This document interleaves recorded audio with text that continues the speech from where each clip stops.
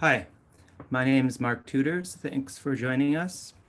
For the next hour, we will be having the opportunity to speak with the internet art collective Clusterduck, and we will begin with a presentation of their MEME Manifesto project.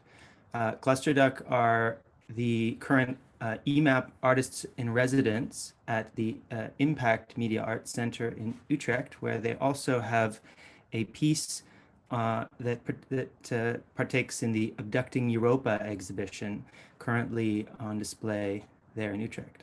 So thanks very much for joining us, and I would like to invite you for the next half hour to watch MEME Manifesto. I'd also like to let the audience know that there is an opportunity to participate through emailing us at questions@impact with a K.nl.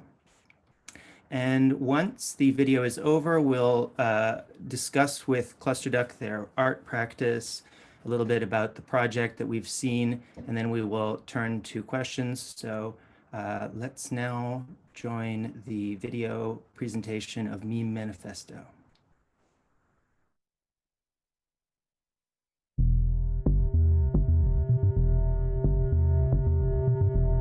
Hello everyone, I'm Silvia. Hi, this is Aria. Hi, I'm Francesca. Hi, I'm Tomato. Hi, I'm Noel. And we are Clusterduck. Clusterduck is a collective working at the intersection of research, design and transmedia, focusing on the processes and actors behind the creation of internet-related content. In our research, we focused on the subcultural landscape of social media and mostly into internet memes. We'd like to start by thanking Ars Electronica for inviting us into a festival that dedicated its 1996 edition to Mimesis, the future of evolution, with the aim of investigating memetic circumstances under which cultural development proceeds.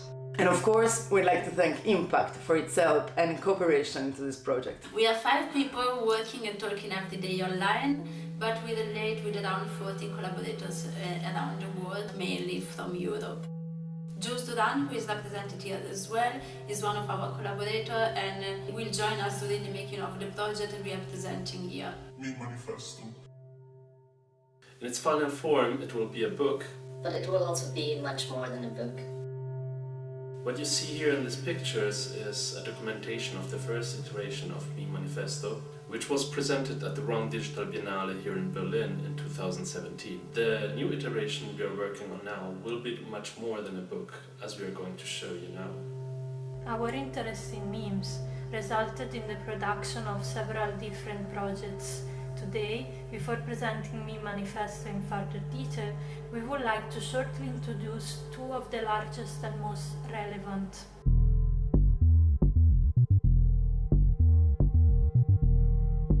The first one is called Meme Propaganda and took place in 2018, and the second one is still ongoing and is called Memers for Future. For many of us, our private interest in memes started long time ago, as you will see later, but it became a public issue in 2016 with all the buzzing around the presidential campaign Hillary versus Trump, with some memes entering the mainstream media in a pretty relevant position. We did realize that memes were a magic tool.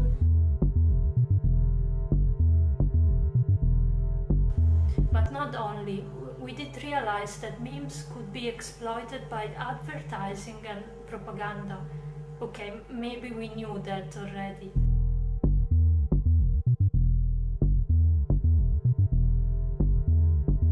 So yes, to go deeper, we did realize that memes and the buzzing around them could be interpreted in many ways, and it could be in fact biased, and also the history of meme communities was at risk of being rewritten by the alt-right in this case. Let's see an example of what I'm saying. During 2016, there was a narrative circulating among mainstream media which was going more or less like this.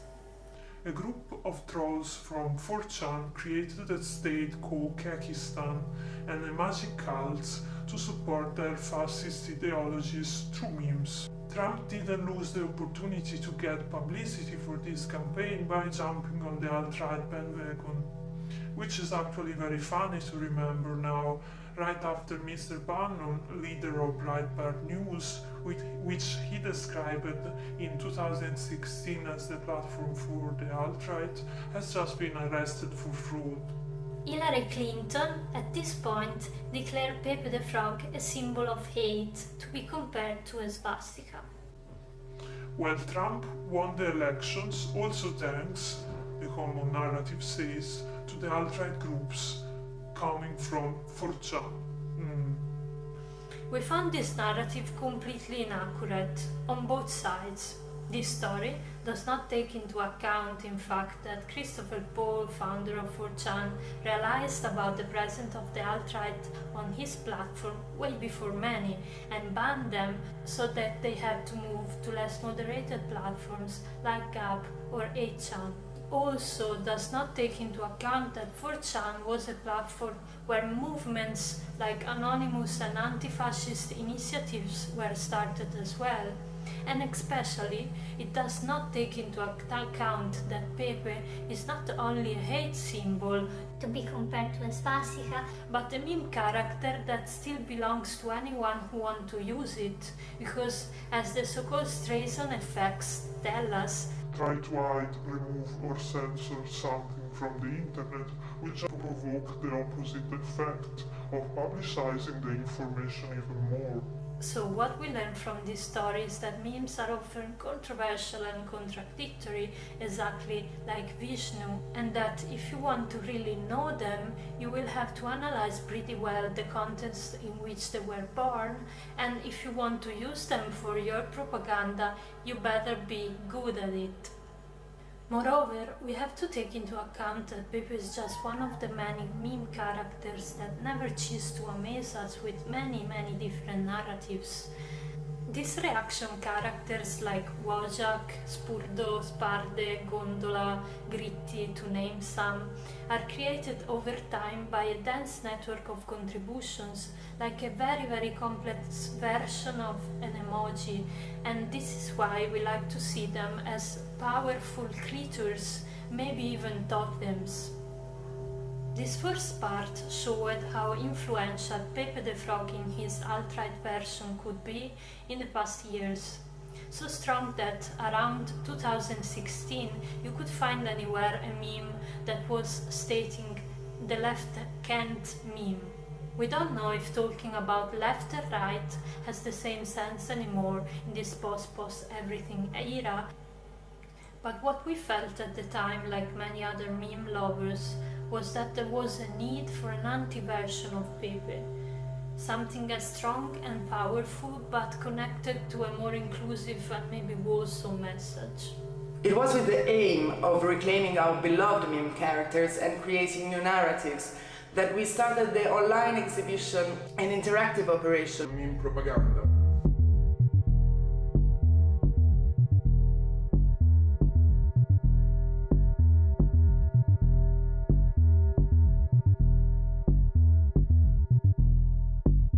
So we made a call, asking designers, meme lord, artists to redesign new propaganda posters basing on old propaganda posters of any sort and kind.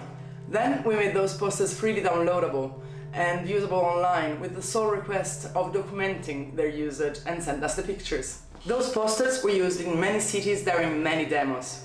Here, for instance, you can see Paris, Rome, St. Petersburg, Moscow, Rotterdam, London, Madrid, Berlin. Just to name some. all pictured between the end of April and the beginning of May of 2018. Through this project, we also started to investigate memes as peculiar artifacts of internet cultures, atypical forms of expression inset in a common narrative background, particularly focusing on memes as totemic figures capable of acting both offline and online thanks to the role that they play in the imaginary of the online communities they inhabit. We observed that each of the characters was playing both its own storytelling and as a side role character in other characters' tales. in a narrative determined both by the spread and success of each meme and characterized by endless branches and evolutions thanks to their dialogic nature. For instance, we met this guy, Peter Bear. But who is Peter Bear? For those who don't know him, Peter Bear was born on a Japanese BBS or bulletin board system. At the beginning it was just called Kuma, as the Japanese for bear. and was not characterized by any sexual behavior. But later on he went through some transformation, and especially on 4chan he started being Superimposed to child images to signal, ambiguous content. so he soon became associated with pedophilia in general. And an unexpected twist in the evolution of these weird families of bear happens with Gondola. He was also born on a Finnish image board thanks to an Italian user called Scary pizza.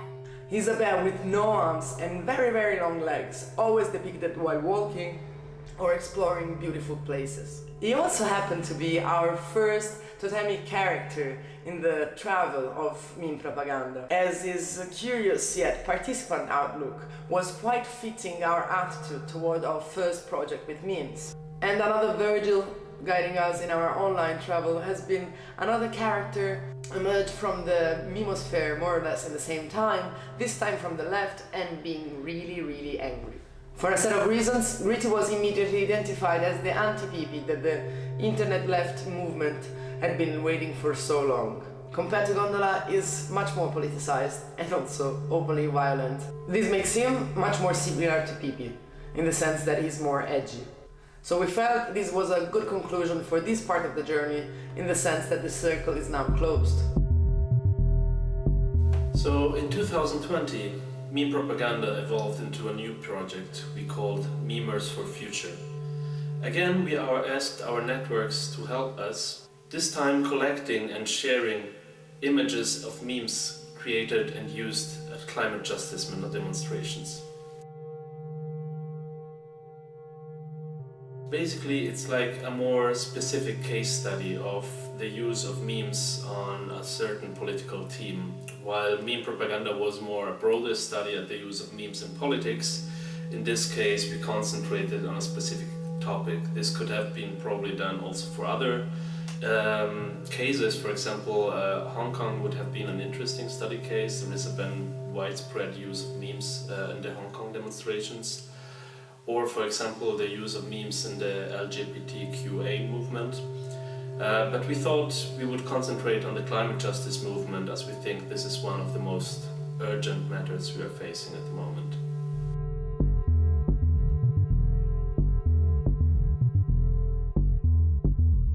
And these are just some of the pictures we received. What's interesting to us is the feedback mechanism between the IRL reality and the so-called Real world. which becomes so intertwined to be badly distinguishable. So we can observe memes created for demos and other public events in the real world, shared online through social media channels such as Instagram channels, and then reshared and remixed in the physical world. And in the last months we observed a further evolution of these as the corona outbreak and the security measure taken more or less everywhere to face it moved protests and people From offline to online. We are seeing how movements are adapting to this new situation and are, for example, using the classic cardboard format that previously was used at demonstrations on social media, for example, on Instagram stories or on TikTok. We started to notice that not only memes were used to protest sign, as it happens with Dogo, so we decided to enter in this Feedback loop. inspired mostly by the Friday for Future movement.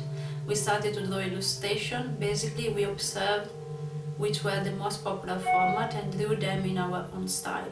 And since the movement has now moved completely into the digital dimension due to the coronavirus outbreak, we decided to share them and make them freely accessible to anyone who wanted to use it. We call 6 different artists from different geographical locations and from different online bubbles. Here you see the first two. On the left, Angelica Liv, coming from Colombia, and on the right, Carlos Cotto, who is based in Australia.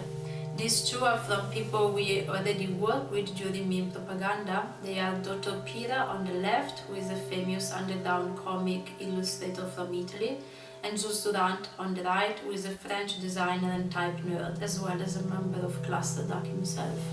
And these are Shai Arieli on the left, who is also part of the Clusterduck, a Berlin-based Israeli designer and tattoo artist, and on the right, Ton Bin Swan, who is an illustrator based in Singapore. And here you can see a screen recording of the website, when you can go and have a look of the poster in our nice cube map and read more about the concept. Also, part of the website is the super internet space, where we invited people to draw, to create memes or illustration to raise social awareness about climate change. And this project was presented at the Publica at the beginning of this year.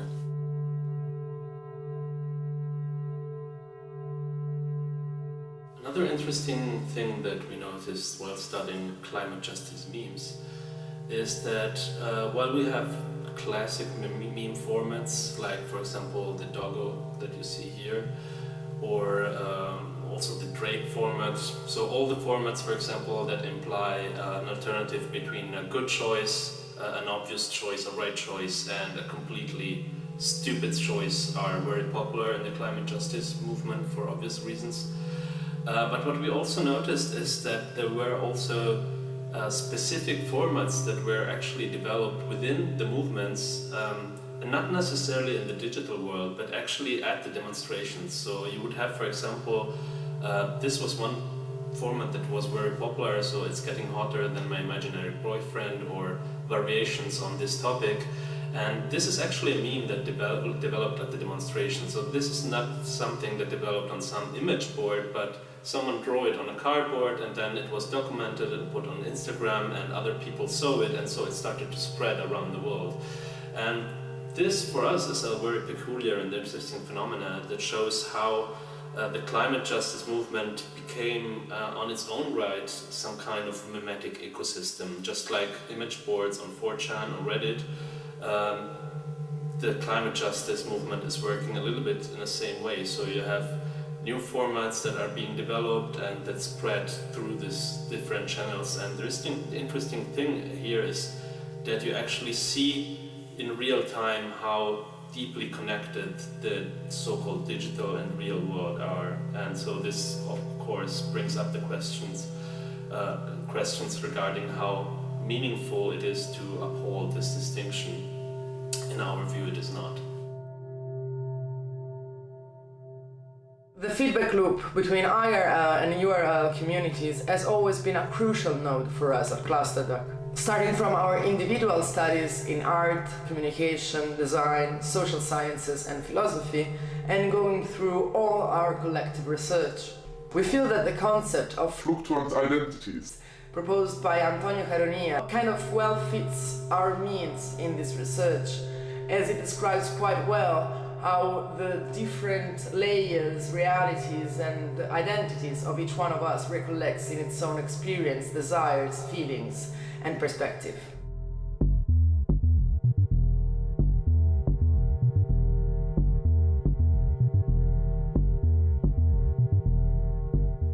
So basically, when we found out this, when we understood this, what we wanted to do is to kind of enter this feedback loop.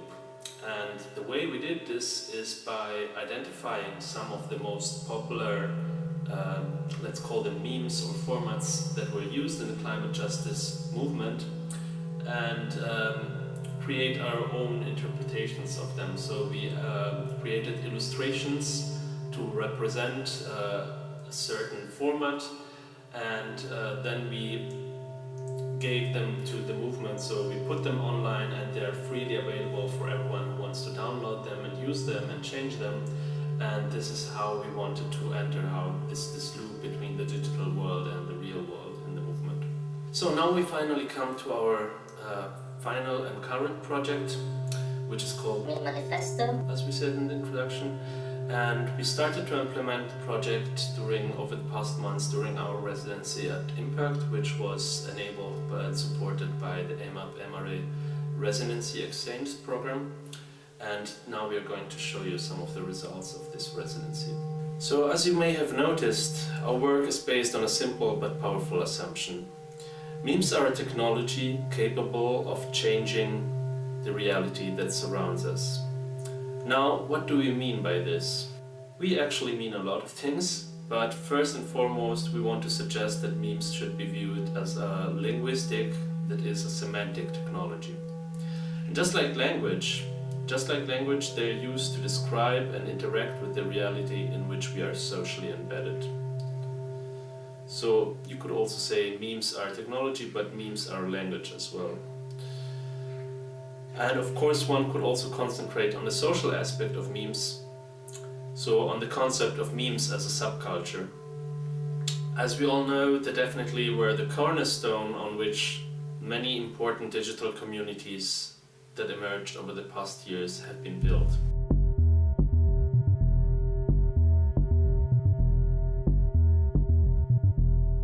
MEME Manifesto will be an illustrated book about internet memes and a web-based project that will explore the occult meaning and communicative potential of memetic symbologies.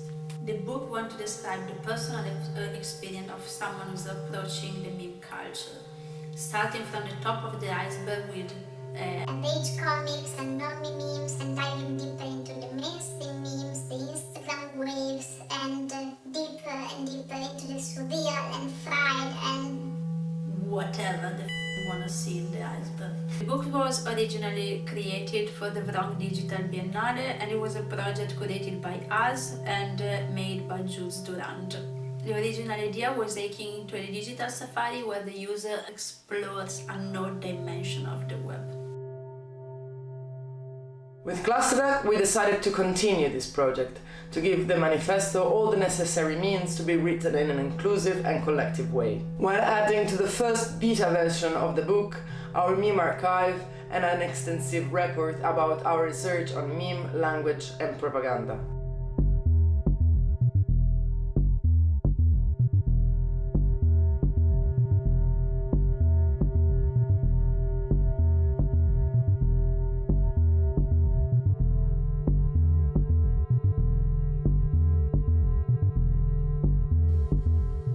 We did so by building an interactive exhibition website called mememanifesto.space and a series of detective world tables. Freely inspired by the Tree of Life, we identified 10 levels of memetic depth, which can be related to 10 recurrent topics in our memetic research. We want to be as inclusive as possible to all web communities that contributed to enrich the history of this new language and technology that we call memes. That is why mememanifesto.space is linked to a system of 10 Telegram research chats and bridge bots made for everyone to contribute with meme selections, links or papers about the research topics of each layer. This system will allow mememanifesto.space to exist on the web as a forever updating archive accessible to all interested users. mememanifesto.space landing page is inspired by the descending path of memes such as iceberg tears parodies or galaxy brain, allowing the user to be led through ever deeper levels of memetics from the most popular formats to the most occult. The esoteric approach, we follow it by choosing the Kabbalistic Tree of Life as a symbol and a structure for our project, also follows another important framework that impacted our visual and theoretical research, as we feel that there are several analogies among internet cultures and the historical cultures that included occult disciplines in their social organization and diffusion of knowledge. We can see that in the presence of multiple layers of sense, both in the artistic and literary production, but also in the way they are organized as communities, as Erika Lagalis illustrated well in her recent anarcho-occultism book. As the first 5 levels of depths are largely exposed already, the user can travel through a selected history of range comics and lolcats to the golden age impact memes and proceed through relatable memes, reaching hyperstitional and political memes to arrive at stereotypical or identity politics memes. In the course of the next months, we will go even deeper with the Instagram wave original content memes, then meta memes, esoteric and conspiracy memes, surreal memes, and finally, for now, fried memes. As Pepe Silva would say, everything is connected. And this is why also the 10 levels of deepness that we just visited are strongly connected to 10 recurrent topics in our research. The topics are explorable by looking at hints and findings on the 10 detecting pool tables. The first 5 of them are already available for consultation on the web. The first one, Memes as Collective Rituals, is exploring the age of raids, trolls and anonymous movement, where memes were used as a weapon to flood mail threads, forums and websites. The second one, Memes and the Mainstreams, sees the entry of memes into mainstream culture, the first episodes of meme as marketing tools, and the relationship between mainstream and subcultures. The third one, what makes memes relatable, is a meticulous selection of relatable memes coming from our Telegram group Just Fresh Down Meme, and it is made with the aim of questioning the meme lexicon as like what it is to be a normie or what it means to be edgy or wholesome. The fourth one, Memes Between Technique and Magic, fully analyze the relationship between meme magic and memes as hyperstitional technologies from the cult of Helix through the hyperstitional compasses. The fifth one, Memes and Identity Politics, dive into the issues such as self-representation, the frequent stereotyping of political and gender identities made by memes, and the turn amount of this practice also made by memes. This year, we will go further into the other 5 topics, of which we can just give you a sneak preview. Anyone who's interested is of course invited to participate in the making. The detective wall is not only a digital work, as every table has also an analogic version. We already mounted some of them and presented them at a small public event at Haus der Statistik here in Berlin. So this documentation that you can see here is actually, these are pictures from a small event we had a few months ago where we presented the first tables when they were finished. These panels, as you may have guessed already, they have 2 main references. One obvious inspiration comes from the famous Pepe Silvia meme that you have already seen throughout the presentation, sometimes also known as the conspiracy theory guy.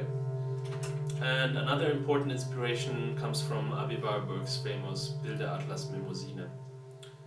So the same way Warburg used his concept of the Pathosformel to develop an original approach to art history that still resounds today, we are also trying to identify underlying patterns and codes of memetic production, many of which actually transcend the world of memes themselves. The results from this research are being hanged on a series of panels and connected by red threads, leading the viewer through an interactive discovery of meme culture. So the viewer somehow puts himself into the role of the investigator and tries to unconnect all these connections between the different symbolic universes that we are trying to show in the panels. And if COVID allows us, we are planning to present the finished project at IMPAKT later this year, and we hope to bring it on tour to different locations over the coming months. Another part of the project is going to be a poster and a fanzine.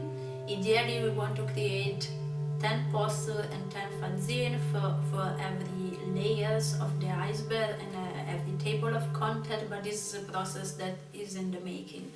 And we decided all together through a process of collaborative design, the palette, the fonts and the guideline of the project, because we are working, we are like several designers, part of the Clusterduck, so we are working all together on this thing. And part of our process as a collective is collaborative design.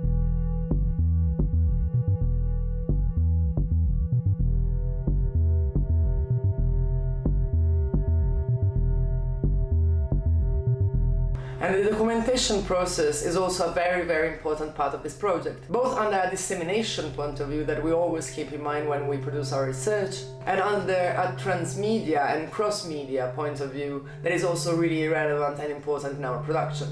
As we usually do, we documented the process both through social networks and more traditional kind of supports, to give an idea of the work behind every output we produce and testify the cross-media research method we adopt.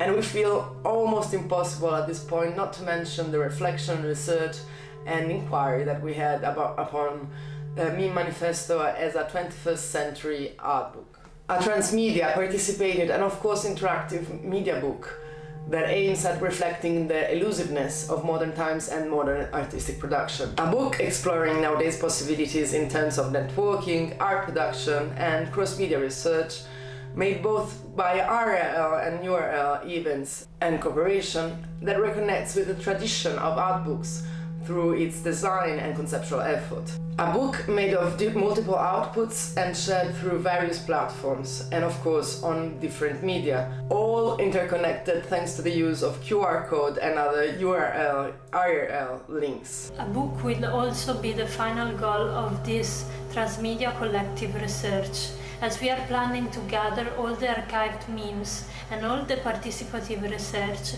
in a 10-chapter illustrated book. A MEME Manifesto. So, as a follow-up, join the Telegram research chat if you want to contribute to the research or to the archive, or alternatively, just write an email to clusterduck@mememanifesto.space.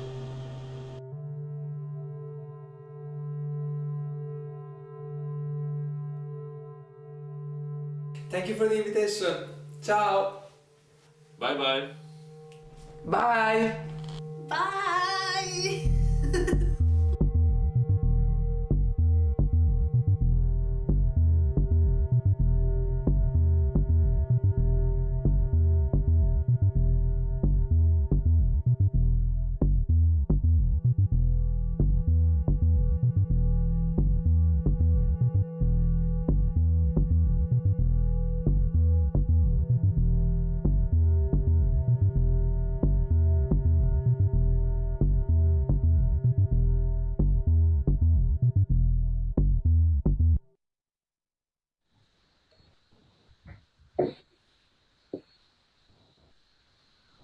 Well, that was fantastic. This is my first time actually having a chance to watch this the whole way through, and it's just so much stuff to talk about here. I don't even know where to begin. I feel a little bit like the meme of the crazy conspiracy guy, you know, I'm trying to draw all the connections between everything. Actually, it's not the first time that comparison has been made. It's really a great opportunity to get to speak with you guys. I've been a fan of your work for quite a few years, and we've had a chance to meet now over Zoom in these weird times, but in the context of the exhibition that you're currently participating in Utrecht, the Abducting Europa exhibition. It's still on for a little while until the end of the month.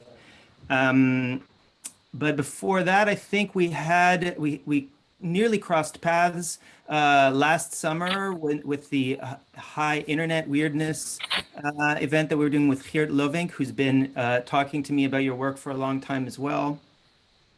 I was following your work from some time before with the Super Internet Space project, which is an earlier project of yours.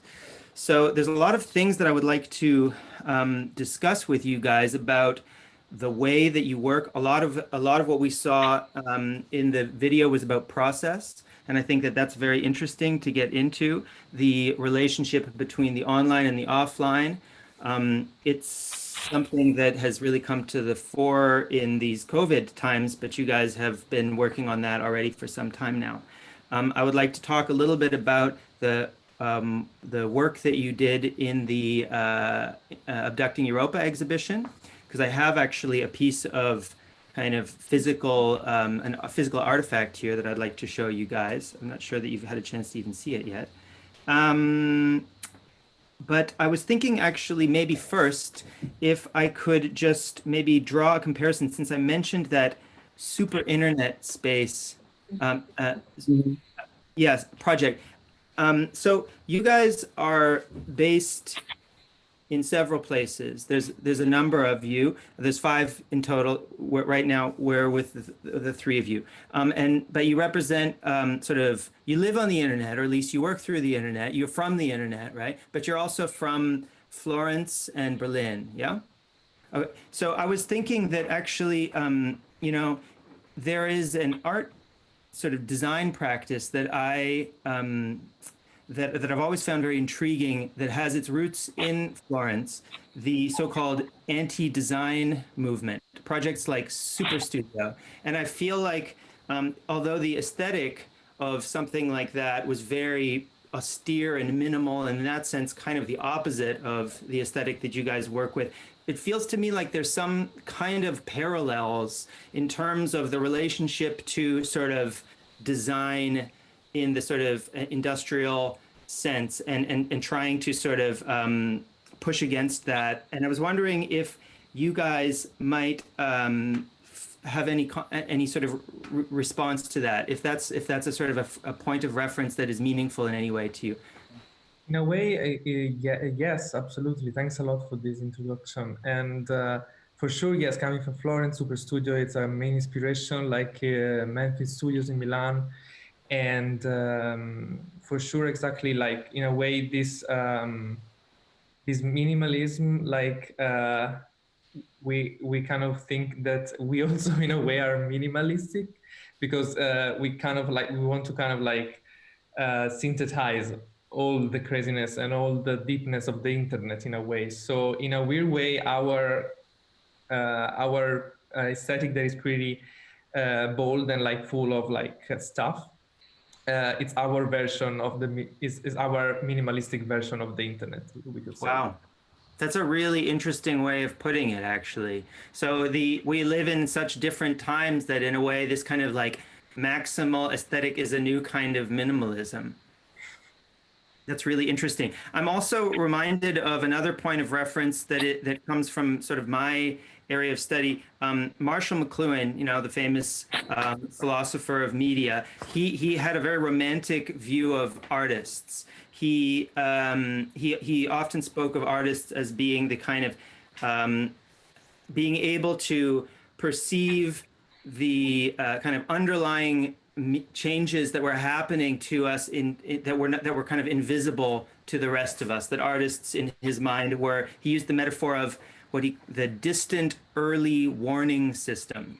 So artists were like had sort of feelers out into the cosmos for what's kind of coming. Actually, the metaphor of the distant early warning system was a Cold War metaphor that had to do with this network of kind of like a sort of a very early Internet of Things that was built along the north of Canada to sense when the bomber planes would have been coming in with the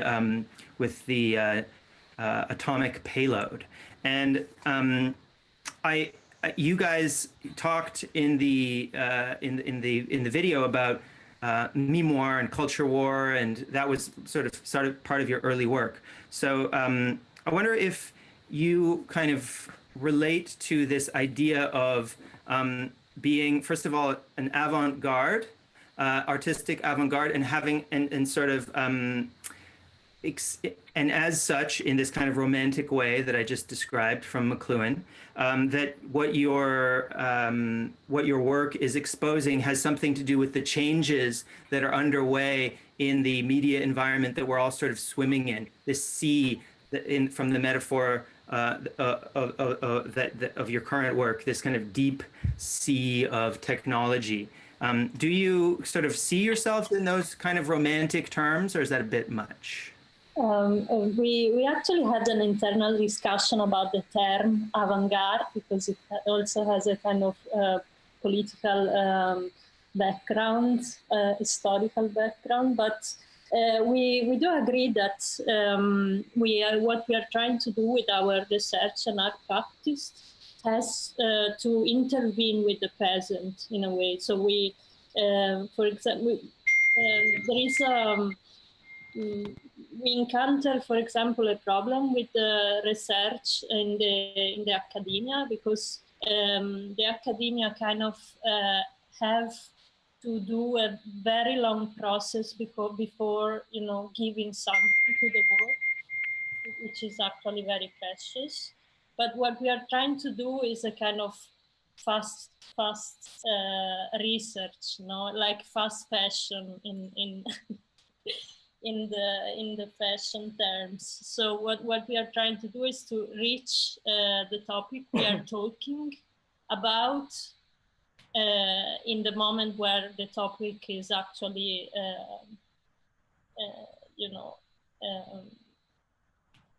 happening in a way, and kind of interact with this happening. And this is also why we like to work between the IRL and URL world also, because this kind of intervention mostly you have to do it in both way, and you have to kind of create a loop between the two realness.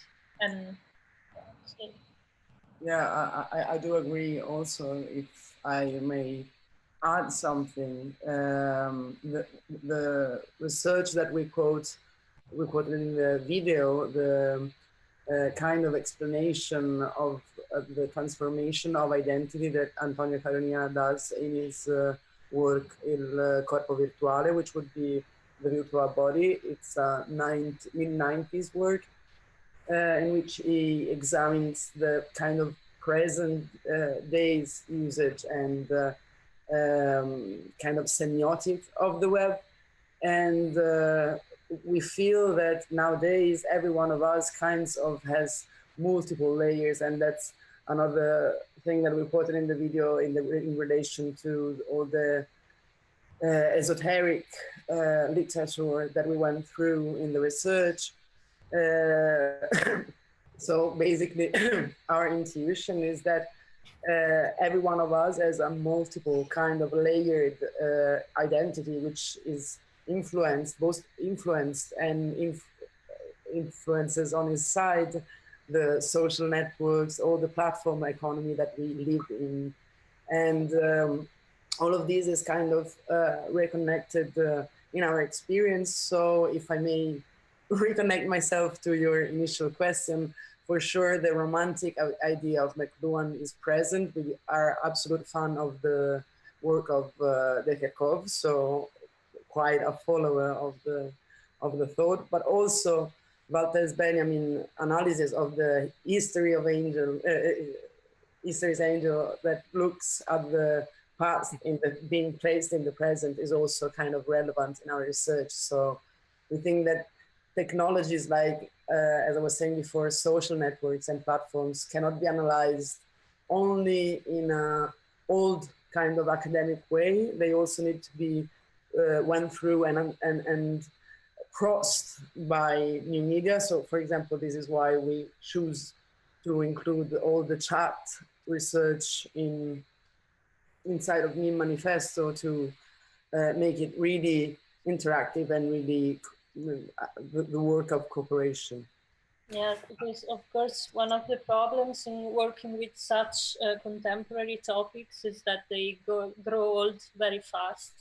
So you kind of build a system that kind of update himself. And also, of course, when you are researching in subcultures and you know that there are a lot of people creating those kind of contents, you can actually have, you must respect their creations. And that's why, we are trying to attribute every meme we are talking about, and we like all the communities who wants to join the project to join it actually. So we kind of, this kind of tools we use are also built in such a way that hopefully people can join the project. I'm really happy that you did speak a bit about process, because it's so interesting the way that you guys also work together and also involve others, the way that you work between, as you put it, cross and transmedia. I want to ask you, in the time that we have, a few other things that you've brought up. One of the things that I would like to ask you about is a bit about the moment that we're in. You were talking about subcultures, and I'd like to ask you, are the subcultures that you're looking at, that we see online, are these different in some way than in any important kind of ways than the subcultures of the past, say punk subculture in the 1970s, or even fan cultures online? Is there something particular about these subcultures? I wonder if that's something that you might like to speak to. Like, I don't know, like I'm just talking feeling, but I've noticed two things. One is that the subcultures of the past, they kind of have more time to form before coming into the mainstream and being kind of, you know, totally disrupted by the mainstream. So they didn't have all these kind of loops that kind of crash and rebuilds again new and new subcultures that are more, even more edgy or dank because they need to protect from the mainstream, etc. You know, all the process. And one other thing is that we noticed that with the Black Twitter, for example, but also with Vaporwave, or you know, with these subcultures, because of the internet, of course, people are kind of bonding together because of a very specific kind of specific also kind of problem issues sometimes, while punk was a more like general culture that kind of embrace a lot of different aspects. These subcultures are sometimes really subtle in a way, yeah. Very specific. I think that's very interesting, this sort of acceleration as a kind of a current, something that distinguishes this moment. I would like to also put to you another question having to do with the particular kind of dark corners of the web that you guys investigate. Some of the memes that you showed in the meme manifesto, or in the video of the meme manifesto, as you correctly pointed out, have sort of problematic associations. There's a kind of, at the moment in the field of media studies, there's this kind of ethical turn, and there's a lot of talk about the issue of amplifying problematic points of view by even talking about them at all, and that the solution to that would be to just deprive them of oxygen. I'm wondering how it is that you guys, as people who very much go into the dark, so to speak, how is it that you sort of deal with that? The issue, if I may say something freely, like without having any kind of consultation with the other guys from Clusterduck, I've been researching mostly on incel culture and incel memes during the last months of work toward MEME Manifesto. So I kind of feel the heaviness and importance of the question, as I'm myself, I do consider myself as an LGBTQI and E activist, and of course I have been asking myself many times if I was doing a favor to incel kind of community by speaking and analyzing their work. And for what it concerns me, but I think that on many issues is kind of a kind of collective answer that we've given ourselves. As a phenomenon involves the quantity of people that, for example, the incel community involves nowadays in Europe and in Northern America, at least. It's kind of, I don't want to say irrelevant, whether if you expose it or not, because it always already has a kind of exposure and a kind of impact on people's life that cannot be kind of avoided. I can close both of my eyes and pretend the cell doesn't exist, but as soon as any community organizes itself to, for example, go into a school and have a mass shooting, it won't help me to refusing to face the problem. And as an activist in general, at least for what concerns Italy, I think this is the kind of the approach I feel more close to, also in general terms of studying of extreme right phenomenons and extreme right communities, like here in Italy all through the 70s and in the darkest years of like lotta armata, so weaponized fight. There has been experiences of collective research on right-wing, extreme right-wing movements and experiences, and I think that, I mean, I do think that still knowledge is power. So knowing things about the people you kind of don't agree with also helps you both to not have prejudices and to get to know cultures online or offline. Maybe, Arya, if I could offer as a case in point of your own practice for the viewers, an actual example to kind of bring it into view, what it is that you're explaining.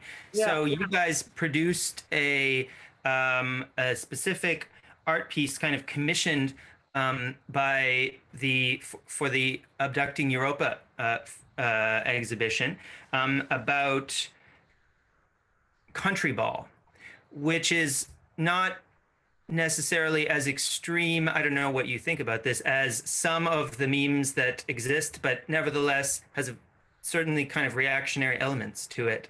It's a kind of do-it-yourself comics about international relations, often told from a very, I guess what you would call in political philosophy, like a traditionalist or very conservative point of view.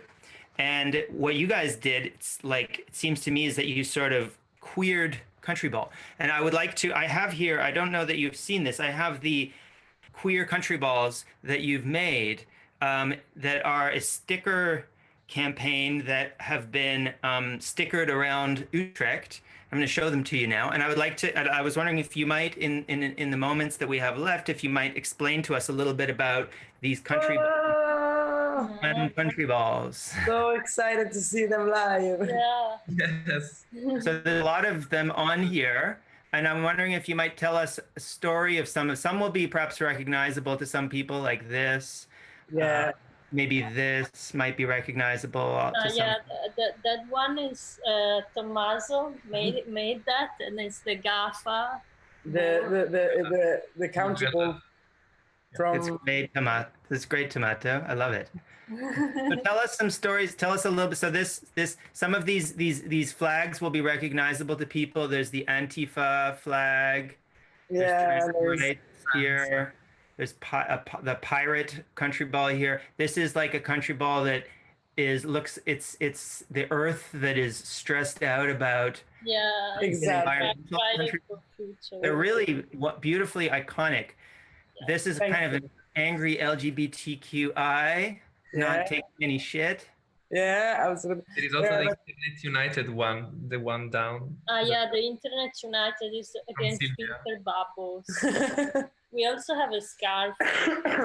But the main thing about this process and what we do in a lot of other projects is that we try to use the symbolic value and kind of propagandist sometimes value of the memes to spread our message. So it's actually very simple, no? Yeah.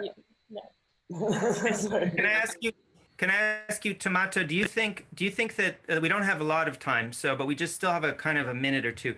do you think what Noelle was saying in the video, how memes are a language, and so do you think that meme literacy, in the sense of literacy, how we normally understand it, is now becoming important in a similar way to the way that literacy was traditionally understood? Do you guys would you have a position on that? Yeah, we think that actually memes are a language that is really powerful on the internet.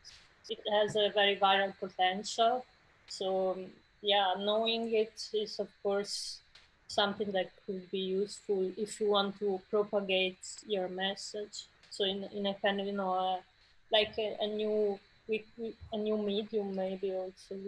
Yeah, for sure they're a new semantic tool. So that's why what we kind of do also when we commission something, as it happened with the Uncountables, we start reflecting on the semantic meaning of the issue we're addressing. So in this case, we saw how country balls, the Poland balls, are kind of reassuring, as they illustrate quite well a national identity that is kind of reassuring in these fragmented and troubled times. So we kind of thought, which kind of identities we can oppose to the national one? How can our identity be reassumed in a similar way that is as effective as the nation? So immediately various kind of community, because at the end a nation is a community, came out to our minds, and we started enlisting them and then drawing them out, and then the most successful one were the one that we presented and used. So I don't want to steal much more time, as we have less than 4 more minutes before we have to say goodbye, but that's how the perspective under which we look at memes. They are semantic tools, basically. It's a great project, and I hope people come to Utrecht to see the project. One last question in the minute that we have remaining. If memes are a language, then what is the relationship of memes with this idea of meme magic? You talked about esotericism. Can you sort of tell us why you're going in that direction? Why this esoteric turn in your artwork? You have 30 seconds to answer that one. Okay. Okay. Oh no, if you want to go. Okay, we thought that there is a new meme work going on now, and it's about conspiracy. You were working about Pizzagate as well. Really liked that article. So we kind of dive in that esoteric twist because actually we like it. And again, I also think that esotericism has a good kind of way of perspective of on things when it comes to narrations. They have a very strong use of narration in a social way, so narration that builds community, and that also kind of impacted our work. So living in Italy, that was object of the severe lockdown and the theater of many conspiracy demonstrations, anti-vax and a conspiracy demonstration, it was impossible not to look at the phenomenon in terms of internet usage. Okay, well, I think that the last word I would like to say is that, insofar as Clusterduck are kind of just an early warning system for what's coming our way, this work sounds really important because conspiracy theories are certainly on the rise, and there's a lot of weird stuff going on at the moment. And so I really appreciate having the opportunity to talk to you guys. I really am such a big fan of your work. And thanks again. Same here. Yeah, Thank you. Thanks. It was a huge pleasure. And join the chats. Yeah, absolutely. Join MEME Manifesto's chats and enjoy.